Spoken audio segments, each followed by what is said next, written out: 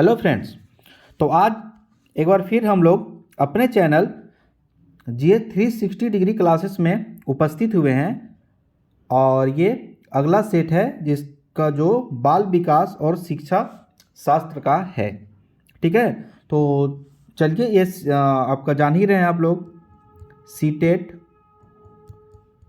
KVS, JTET या other TET. ठीक है, अदर टेट्स जितने भी हैं उन सब के लिए ये फ्रूटफुल टॉपिक है।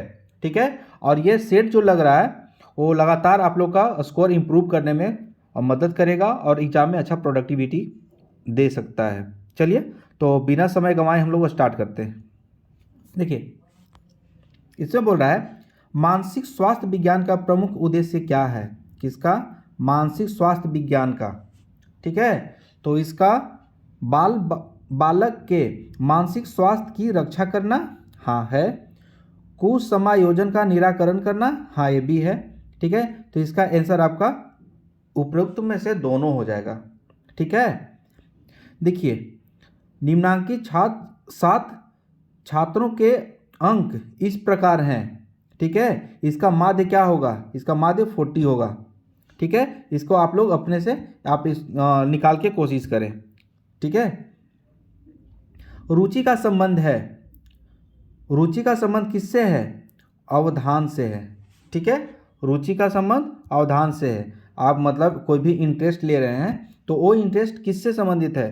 तो आपका अवधारणा क्या है, आप कौन सा टॉपिक क्या किस चीज़ में आपका इंटरेस्ट है, उसी के अकॉर्डिंग आप किसी चीज़ में रुचि लेते हैं। ठीक है, अगर आप शिक्षक बनने जा रहे हैं तो यानी कि टीचिंग आपका हॉबी हो सकता है, आपका एम्बिशन हो सकता है, गोल हो सकता है। यानी कि टीचर बनने जा रहे हैं यानी आपका रुचि किस में है? तो आपका रुचि किस में है? तो आपका टीचिंग में है। ठीक है, यानी कि आप टीचिंग करना चाहते हैं, इसीलिए आप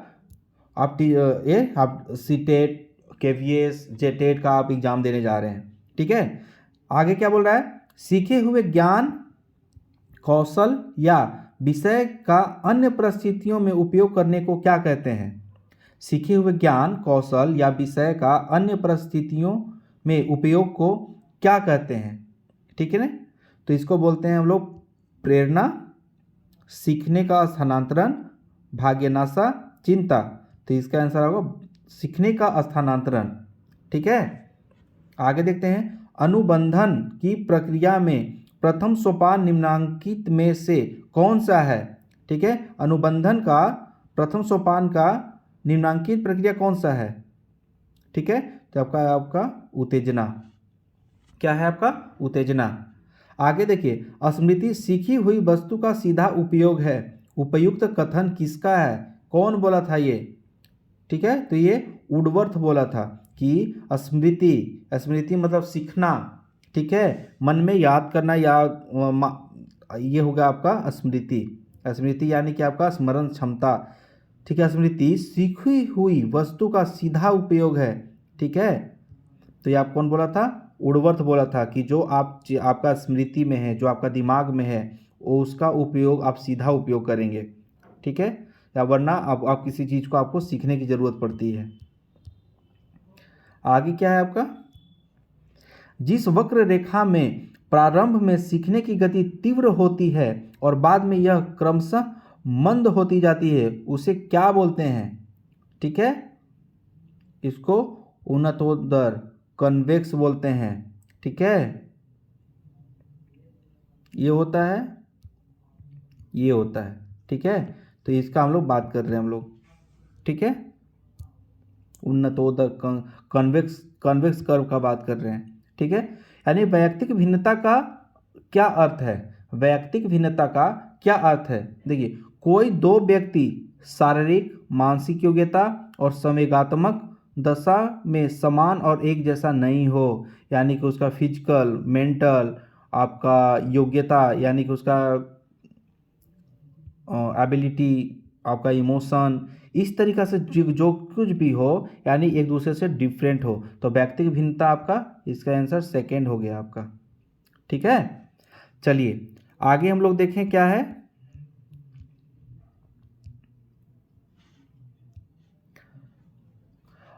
अभिप्रेरण के लिए अक्सर किसके लिए अभिप्रेरण के लिए अक्सर शब्द प्रयोग किया जाता है, तो आवश्यकता। ठीक है, आवश्यकता। विद्यार्थियों में प्रत्यय विकास या निर्माण के लिए शिक्षक क्या करता है, प्रत्यय विकास या निर्माण के लिए शिक्षक क्या करता है। ठीक है, देखिए शिक्षक की शिक्षण विधि सरल से जटिल की ओर होना चाहिए। ठीक है, यानी कि आप जैसे मैथ पढ़ाते हैं ना, 1 2 3 4, इसके बाद आप उसका कुछ फॉर्मूला में आते हैं, फिर आपका अरिथमेटिक होता है, फिर आपका ज्योमेट्री होता है। ठीक है, उसी तरीक़ा से आप क ख ग बढ़ते बढ़ते आप उसका एक वाक्य बनाते हैं, फिर सेंटेंस बनाना स्टार्ट कर देते हैं। ठीक है, बड़ा बड़ा सेंटेंस बनाते हैं, फिर आप कॉन्सेप्ट देते हैं। तो देखिए यानी कि मतलब आप शिक्षण विधि सरल से जटिल की ओर जाना चाहिए। हाँ, जाना चाहिए। शिक्षक को विद्यार्थी को व्यापक अनुभव का अवसर प्रदान करना चाहिए, डेफिनेटली करना चाहिए। शिक्षक को विद्यार्थी को निर्मित प्रत्ययों के अंतरण का अवसर देना चाहिए। हाँ, देना चाहिए। तो इसका सभी आंसर होगा। ठीक है, चिंतन मानसिक क्रिया का ज्ञानात्मक पहलू है। चिंतन मानसिक क्रिया का ज्ञानात्मक पहलू है। ठीक है, ये कौन बोला था, तो रॉस ने बोला था। कौन, रॉस ने बोला था। तो ये आप लोग याद रखें कि चिंतन मानसिक क्रिया का ज्ञानात्मक पहलू है। कौन, रॉस बोला था। और यहाँ पे स्मृति सीखी हुई वस्तु का सीधा उपयोग है। कौन बोला था, वुडवर्थ ने बोला था। चलिए आगे बढ़ते हैं हम लोग।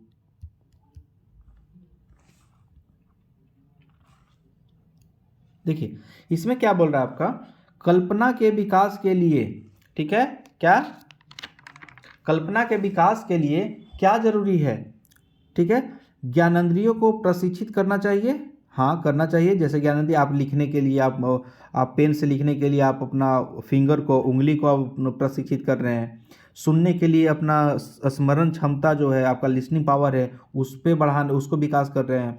रचनात्मक प्रवृत्ति के विकास पर ध्यान देना चाहिए। ठीक है, यानी कुछ ना कुछ क्रिएटिव आपका हैबिट बन जाना चाहिए। ठीक है ना, यानी कि इसमें से उपयुक्त सभी क्रियाएं आपका सही हैं। ठीक है, निम्नलिखित में से कौन सी दशा या दशाएं ध्यान को आकर्षित करने की आंतरिक दशा नहीं है। ठीक है, कौन सी दशाएं ध्यान को आकर्षित करने की आंतरिक दशा नहीं है। ठीक है, तो उद्दीपन की स्थिति, इसका होगा आंसर उद्दीपन की स्थिति। संवेग की उत्पत्ति किससे होती है। ठीक है, संवेग की उत्पत्ति किससे होती है, मूल प्रवृत्तियों से। आपका मूल प्रवृत्ति क्या है, उसी से आपका इमोशन आपका आता है। जैसे आप कठोर दिल के हैं तो आप कुछ भी देखेंगे तो उसमें आपका इमोशन कम आएगा या नहीं आएगा, लेकिन आप ज़्यादा इमोशनल है, आपका जो प्रवृत्ति है, आपका एटीट्यूड है, वो बहुत ही इमोशनल टाइप से है। ठीक है ना, तो कोई भी चीज़ को देखेंगे आप जल्दी से इमोशन हो जाएंगे। ठीक है, इमोशनल हो जाइएगा। ठीक है, आगे क्या बोल रहा है आपका कि गेट्स के अनुसार अनुभव द्वारा व्यवहार में परिवर्तन ही क्या है, आपका सीखना है। अनुभव द्वारा व्यवहार में परिवर्तन ही आपका सीखना है। जैसे जैसे आपका मैच्योरिटी बढ़ते चला जाएगा, आपका समझने का जो स्तर है वो बढ़ता चला जाएगा, और आपका अनुभव जैसे ही जैसे बढ़ेगा आपको सीखने को बहुत कुछ मिलेगा। ठीक है, आगे क्या बोल रहा है, अपने आप को प्रेम करने की प्रवृत्ति को क्या कहते हैं। ठीक है, अपने आप को प्रेम करने की प्रवृत्ति को क्या कहते हैं। ठीक है, नार्सिसिज्म की प्रवृत्ति, ये आप लोग याद रखिएगा, ये इंपॉर्टेंट है एग्जाम के पॉइंट ऑफ व्यू से। ठीक है, नार्सिसिज्म की प्रवृत्ति बोलते हैं। मनुष्य की बुद्धि आगे की पीढ़ियों में संक्रमित होती है। मनुष्य की बुद्धि आगे की पीढ़ियों में संक्रमित होती है। ठीक है, निम्नलिखित मतलब कि डैश का कार्य इन जन्मजात योग्यता के विकास के लिए उपयुक्त परिस्थितियों का निर्माण करना है। किसका है, तो ये वातावरण। ठीक है, वातावरण एडॉप्टेशन का मूल मतलब जो मेन फीचर होता है वो वातावरण होता है वहाँ का।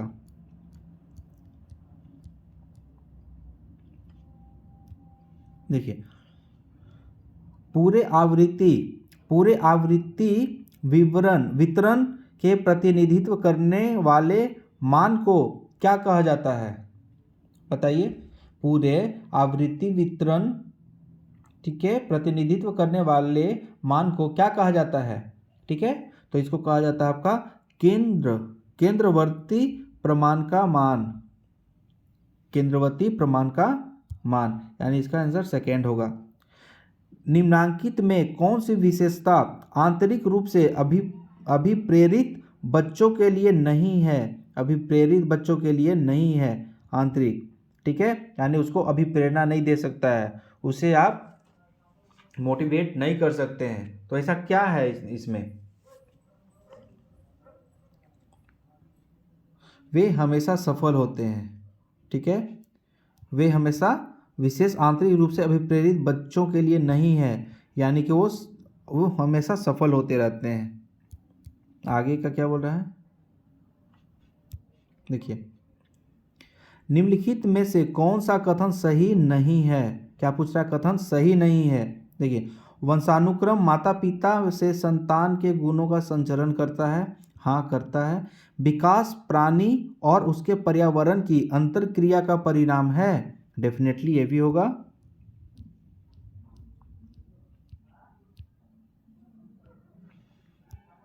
आगे क्या बोल रहा है? वंशानुक्रम व्यक्ति की जन्मजात विशेषताओं का शोधन है, ठीक है। चलिए आगे बढ़ते हैं। माता पिता की शारीरिक और मानसिक विशेषताओं का संतानों में संचरित होना वंशानुक्रम है। हाँ, ये भी है। तो इसका आंसर आपका नहीं पूछा है, तो आपका 3 हो जाएगा, ठीक है। आगे बताएं, साहचर्य का नियम क्या कहता है? ठीक है, क्या साहचर्य का नियम क्या कहता है? समानता का नियम, वैषम्य का नियम, समीपता का नियम, यानी उपरोक्त सभी होगा इसमें से, ठीक है। चलिए आगे बढ़ते हैं। सामान्य से विशेष की तर्क की प्रक्रिया निम्नलिखित में से कौन सी पद्धति में है? सामान्य से विशेष, याद रखिए, सामान्य से विशेष, हमेशा विशेष से सामान्य नहीं, सामान्य से विशेष होता है, ठीक है। तो इसका क्या है? आपका निगमनात्मक, ठीक है, निगमनात्मक प्रक्रिया है ये, ठीक है, निगमनात्मक। आगे क्या पूछ रहा है? बाल्यावस्था की प्रमुख मनोवैज्ञानिक विशेषता क्या है? बाल्यावस्था का प्रमुख मनोवैज्ञानिक विशेषता क्या है? तो सामूहिकता का भावना है। पर निर्भरता नहीं, धार्मिकता नहीं, क्योंकि वो तो हमेशा खेलने में व्यस्त रहेंगे। अनुकरण,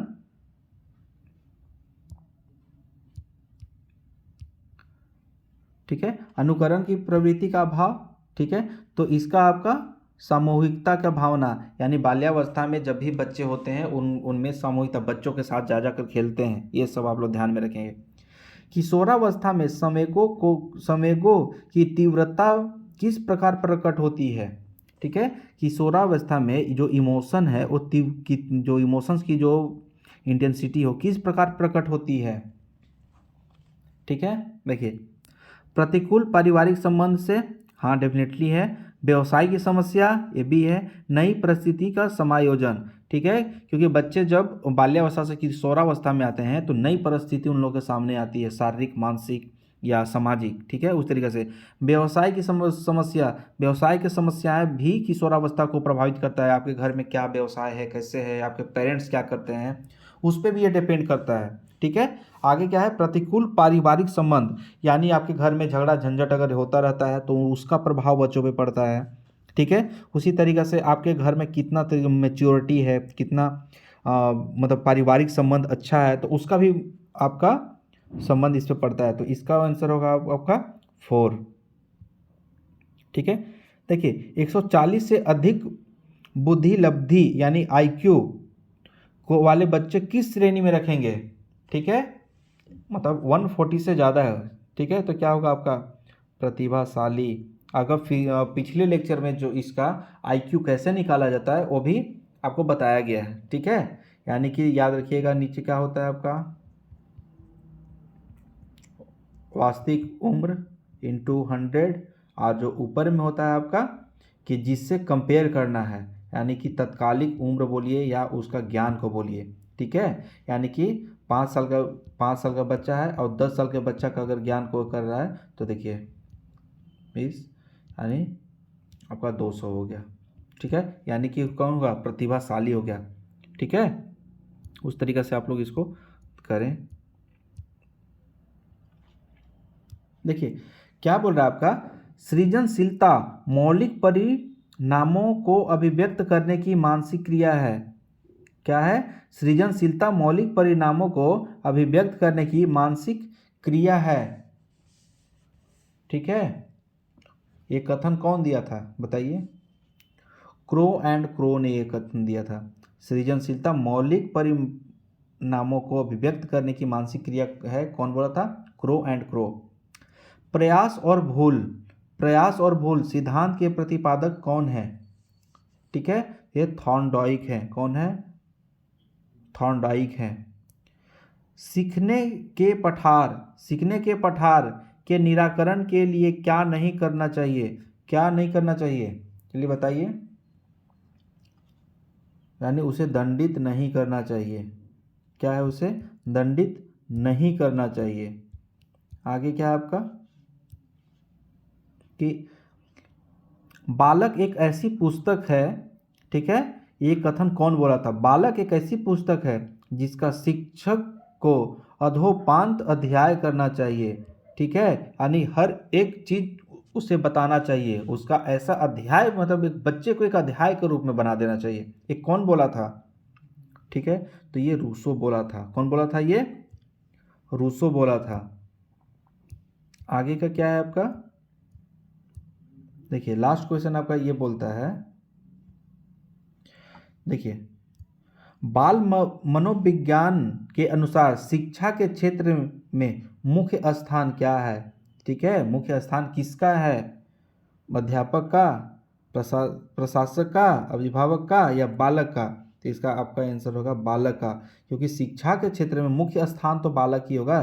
जब बालक है तो ये क्या है आपका, अभिभावक हो गया, अध्यापक हो गया, प्रशासक हो गया, ये सब सेकेंडरी मेथड अपनाते हैं, ठीक है।